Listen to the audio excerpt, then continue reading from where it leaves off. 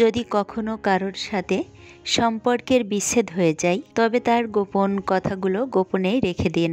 কেননা কোনো একদিন আপনি তার বিশ্বাসের জায়গা দখল করেছিলেন। না থাকুক সম্পর্ক, অন্তত বিশ্বাসের জায়গাটা বেঁচে থাকুক সারা জীবন।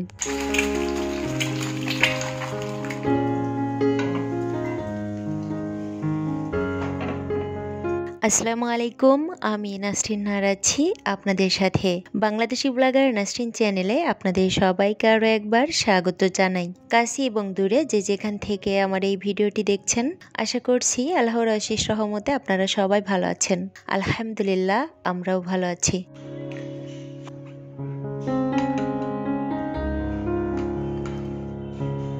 এটা ছিল 10 তারিখের ভিডিও। তো মাইমুনার পরীক্ষা গতকাল শেষ হয়ে গিয়েছে।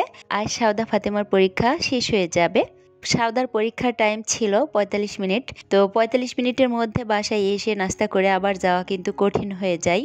তবে সাউদাকে যখন ছাড়ে তার 1 ঘন্টা পরে ফাতেমাকে ছাড়ে। তো সাউদাকে নিয়ে আবার ওই 1 ঘন্টা বসে থাকতে হয়। তাই সকাল থেকে যে বসে থাকবো সেটারও কিন্তু সময় পায় না, যার কারণে সাউদাকে স্কুলে রেখে ঝটপট বাসায় চলে আসি। তো হাতে সময় খুবই কম, মাত্র আধা ঘন্টা সময় আছে। এর মধ্যে নাস্তাটা দ্রুত কমপ্লিট করে ওদেরকে আবার আনতে যেতে হবে। তো নাস্তা করার পর আমি কিন্তু সাউদার ফাতেমাকে আনতে চলে গিয়েছিলাম। আর বাসায় এসে আমি এখন সব কাজগুলা গুছিয়ে নিব। ওদের পরীক্ষার এই সময়টাতে আমি কিন্তু সকালের দিকে আমার সংসারের কোনো কাজই করতে পারি না। 11টার পরে আমার সব কাজ শুরু করতে হয়। সকালে যেহেতু একদমই কোনো সময় থাকে না, তাই শুধুমাত্র নাস্তাটা রেডি করি আর বিছানাটা গুছিয়ে রাখি, এতটুকুই। আর 11টার পরে বাসায় এসে আমার বাকি কাজগুলো করতে হয়, পাশাপাশি রান্নাটাও করতে হয়। তো যেহেতু 1টা ঘন্টা আমি বসে থাকছি, তাই এদিকে কিন্তু আমার একদম দৌড়ের উপর দিয়ে যেতে হয়। তাছাড়া শীতের দিন হয়, দিনটা কিন্তু অনেক ছোট হয়ে গিয়েছে, যার কারণে সময়ের সঙ্গে কোনোভাবেই পেরে উঠছে না। যাই হোক, কষ্ট একটু হচ্ছে, তবে আলহামদুলিল্লাহ আজকেই কিন্তু ওদের পরীক্ষা শেষ হয়ে যাচ্ছে। তো এরপরে কয়েকটা দিন একটু বিন্দাস সারা হাত পা হয়ে থাকতে পারবো। 12 তারিখে ওদের উইন্টার ক্যাম্প আছে। তো উইন্টার ক্যাম্পের পরে আর ওদেরকে স্কুলে যেতে হবে না, একবারে জানুয়ারির 1 তারিখে। তো ওই দিন বই দিবে, এরপরে টুকিটাকি একটু একটু করে ক্লাস হবে। তো এই কয়েকটা দিন একটু রিল্যাক্সে থাকতে পারবো। আমার প্রিয় মানুষটার জন্য গতকাল একটু শপিং করতে গিয়েছিলাম, তাকে সঙ্গে নিয়েই গিয়েছিলাম। তো এখানে তার জন্য একটা প্যান্ট আর 2টা শার্ট এনেছিলাম। তো সেটাই আপনাদের সঙ্গে একটু শেয়ার করছি। আজ আমার অনেক তাড়া আছে, তারপরেও আজ আমার মনটা অনেক ভালো। আজকের এই দিনটা আমার কাছে অনেক বেশি স্পেশাল, কারণ আজকের এই দিনেই যে আমার প্রিয় ভালোবাসার মানুষটার জন্ম হয়েছিল। আজ আমার প্রিয় মানুষটার জন্মদিন। আপনারা সবাই আপনাদের ভাইয়ের জন্য দোয়া করবেন, আল্লাহ যেন তাকে ভালো রাখেন, সুস্থ রাখেন এবং দীর্ঘ নেক হায়াত দান করেন।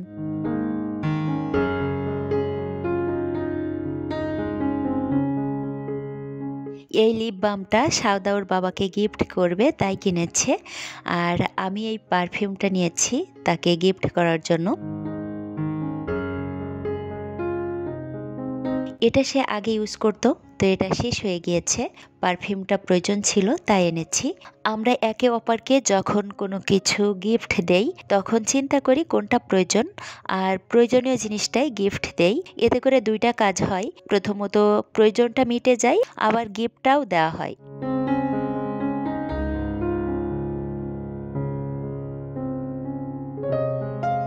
এরপর চলে আসলাম দুপুরের জন্য রান্না করতে। তো রান্না করার আগে এই জিনিসগুলো একটু রিফিল করে নিব। আজ একটু রান্নার ঝামেলা বেশি, আর দুপুরে রান্নার পাশাপাশি বিকালের নাস্তাটাও রেডি করতে হবে। আজ যেহেতু মাইমুনার বাবার জন্মদিন, তাই যে খাবারগুলো ও খেতে পছন্দ করে সেগুলাই আজ রান্না করার চেষ্টা করব। জন্মদিন আমরা সেভাবে কখনোই পালন করি না, তবে জন্মদিনটা তো অবশ্যই স্পেশাল একটা দিন। তাই এই দিনটাকে কেন্দ্র করে তার পছন্দের খাবার রান্না করে দেওয়া, দিনটাকে আরেকটু স্পেশাল ফিল করানোর জন্য প্রয়োজনীয় জিনিসটা গিফট করা, এই কাজগুলো আমি কিন্তু বরাবরই করে থাকি। আর ছোট ছোট এই কাজগুলোর মাধ্যমেই কিন্তু একে অপরের প্রতি শ্রদ্ধাবোধ বাড়ে এবং পরিবারের বন্ধন অটুট থাকে। মাইমুনার বাবার কিন্তু এইগুলোর প্রতি তেমন কোনো ইন্টারেস্ট নাই, তারপরেও আমি দেখেছি যখন তার জন্য আমরা এগুলো করি তখন অনেক বেশি খুশি হয়।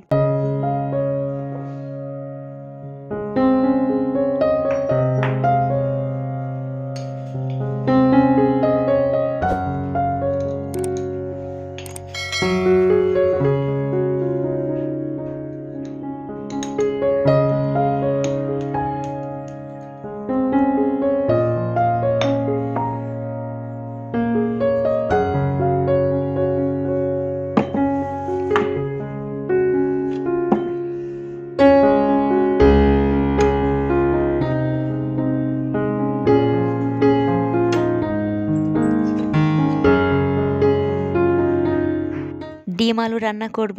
তো প্রথমে আমি কিছু ডিম আর নতুন আলু একসঙ্গে সেদ্ধ বসিয়ে দিব। নতুন আলু দিয়ে ডিম রান্না করলে খেতে কিন্তু অনেক ভালো লাগে, আর এটা মাইমুনার বাবার অনেক পছন্দ।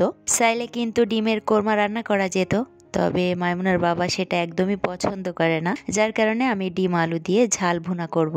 আজ আমার রান্নাঘরে সব বাঙালিয়ানা খাবারই রান্না করা হবে এবং মাইমুনার বাবার পছন্দের খাবারগুলোই রান্না করা হবে। এপাশে আমি মুরগির মাংসটা রান্না বসিয়ে দিয়েছি, আর এটা দেশি মুরগি ছিল। রান্নাটা যেন অনেক মজা হয় সেটারই চেষ্টা করছি। তো আমি একটু গোটা গরম মশলা শিলনোড়ায় বেটে নিচ্ছি। এভাবে টাটকা টাটকা মশলা বেটে তারপর যদি মাংসের মধ্যে দেওয়া হয় তাহলে কিন্তু মাংসটা খেতে অনেক বেশি মজা হয়। প্রিয় মানুষটার জন্য অনেক ভালোবেসে যত্ন নিয়ে রান্নাগুলো করছি, জানি না খেতে কেমন হবে। তো মশলাটা বাটার পর আমি মাংসের মধ্যে দিয়ে সুন্দর করে কষিয়ে নিব। এরপর এটার মধ্যে পরিমাণ মতো ঝোল দিব।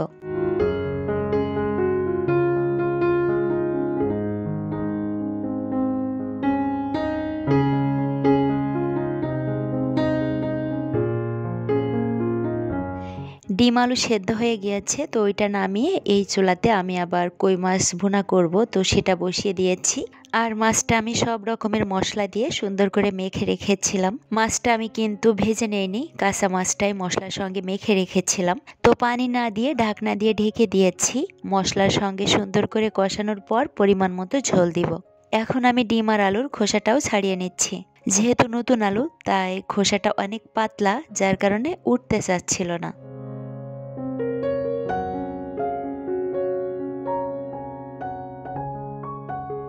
এপাশে আমার মাছ রান্নাটা কিন্তু হয়ে গিয়েছে। তো নামানোর আগে একটু ধনেপাতা কুচি ছড়িয়ে দিয়েছি।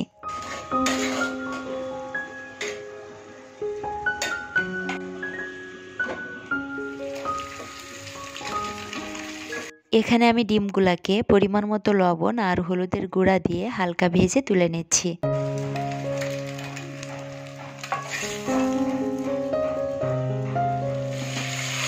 এরপর আলুগুলোকে তেলের মধ্যে কিছুক্ষণ ভেজে নিয়েছিলাম। এরপরে আমি মশলাগুলো দিয়েছি, দিয়ে সুন্দর করে কষিয়ে নিব।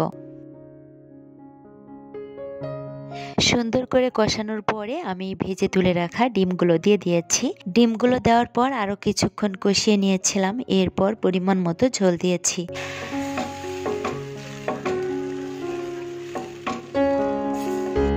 এপাশে আমি সবজি রান্নাটা বসিয়ে দিয়েছি। তো এখানে আমি কয়েক রকমের সবজি নিয়েছি, বাসায় যেগুলা ছিল সেগুলাই।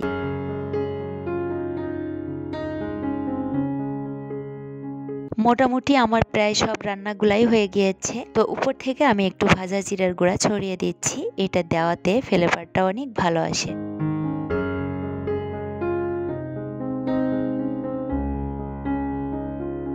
এখন আমি কিছু ছিটা রুটি বানিয়ে নিচ্ছি। এটা মাইমুনার বাবার অনেক পছন্দ। আর আজ এটার মধ্যে আমি কিছু ধনেপাতা কুচি দিয়েছি। তো ধনেপাতা কুচি দেওয়াতে খেতে কিন্তু অনেক ভালো লেগেছিল। দেশি মুরগির মাংস দিয়ে ছিটা রুটি পিঠা খেতে কিন্তু খুবই ভালো লাগে। আর এই পিঠাগুলা বানালেই কিন্তু আমার রান্নাগুলা সব শেষ হয়ে যায়। একটু টেনশনে ছিলাম যে সময় মতো পারবো কিনা, তবে আলহামদুলিল্লাহ সময়ের মধ্যেই কিন্তু সব কিছু শেষ করতে পেরেছিলাম।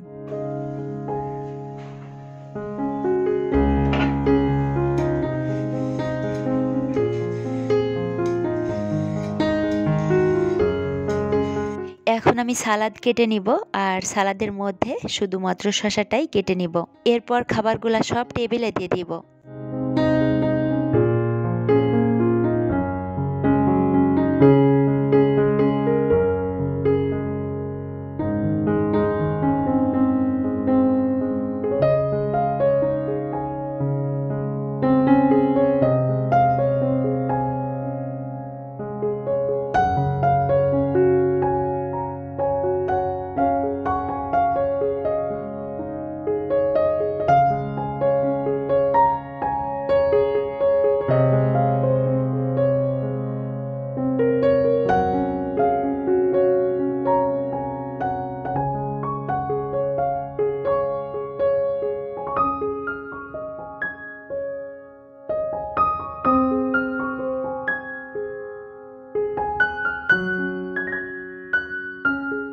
দুপুরে খাওয়ার পরে চলে এসেছিলাম কিছু পিঠা বানাতে। আজ আমি হাতে কাটা সেমাই পিঠা বানাবো। তো পিঠাটা বানানোর জন্য চালের গুঁড়ি দিয়ে আমি আটা মেরে নিয়েছিলাম, এরপর সুন্দর করে মথে নিয়েছিলাম, তারপর এরকম রশির মতো করে বানিয়ে নিয়েছি। আর এখন পিঠাগুলা বানিয়ে নিব। এই পিঠাটা বানানো কিন্তু অনেক ঝামেলার, আর আমি খুব বেশি ভালো বানাতে পারি না, তবে যতটুকু যা পারি সেটা নিয়েই ঝাঁপিয়ে পড়েছি। প্রত্যেকবার জন্মদিনে পায়েস বানিয়ে দেই, তো এইবার ভাবলাম একটু আলাদা কিছু বানিয়ে দেই, যার কারণে এই পিঠাটা বানিয়ে নিচ্ছি। আর এই পিঠাটা মাইমুনার বাবা বেশ পছন্দ করে। আমার আব্বা কিন্তু এই পিঠাটা অনেক পছন্দ করে। তো যখন পিঠাটা বানাচ্ছিলাম তখন আব্বার কথা অনেক মনে পড়ছিল। আব্বা মাকে ছেড়ে দূরে থাকে ঠিকই, তবে তাদের কোনো পছন্দের খাবার যখন খেতে যাই তখন তাদের কথা অনেক বেশি মনে পড়ে। ছোটোবেলায় মা চাষিদেরকে দেখতাম শবে বরাতের আগে রাতে, আবার কখনো কখনো রমজান মাসে, আবার যখন একটানা কয়েকদিন বৃষ্টি হতো, কোনো কাজ থাকতো না, তখন কয়েকজনে মিলে একসঙ্গে বসে অনেকগুলি আটা মেরে তারপরে এই পিঠা বানাতে বসতেন। আর সবাই মিলে একসঙ্গে অনেক গল্প, হাসি, আনন্দের মধ্যে পিঠাগুলা বানিয়ে শেষ করতেন। যাই হোক, আমার পিঠাগুলা বানানো হয়ে গিয়েছে। এরপর আমি পিঠাটা রান্না করার জন্য খেজুরের গুড় নিয়েছি আর নারকেল কোড়া নিয়েছি। খেজুরের গুড়টা আমি কিন্তু জাল করে নিয়েছি। এখানে আমি পরিমাণ মতো দুধ নিয়েছি, ফ্লেভারের জন্য দিয়েছি এলাচ, দারুচিনি আর তেজপাতা। এলাচটা আমি একটু থেতো করে দিয়েছিলাম। স্বাদ অনুযায়ী লবণ দিয়েছি, আর এখন খেজুরের গুড়টা দিয়ে দিচ্ছি।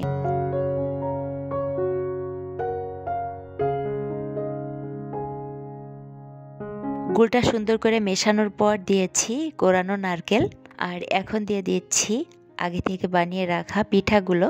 এ পর্যায়ে পিঠাগুলো রান্না করে নিব যতক্ষণ না সেদ্ধ হবে ততক্ষণ পর্যন্ত।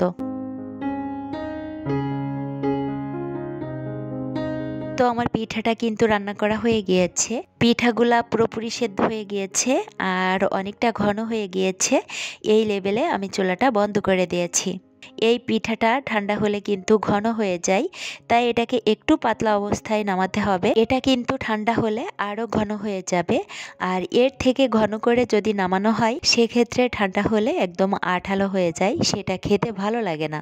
পিঠার পাশাপাশি আমি কিছু সিঙ্গারা ভেজে নিয়েছি আর কিছু পুলি পিঠা বানিয়েছিলাম, সেগুলাকেও স্টিম করে নিয়েছি।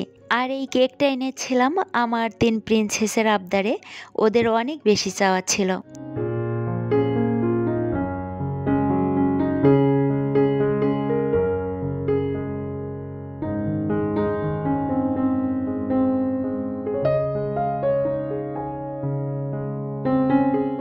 তো বন্ধুরা, এই ছিল আমার আজকের ভিডিওর মাঝে ভুল ত্রুটি ক্ষমা সুন্দর দৃষ্টিতে দেখবেন।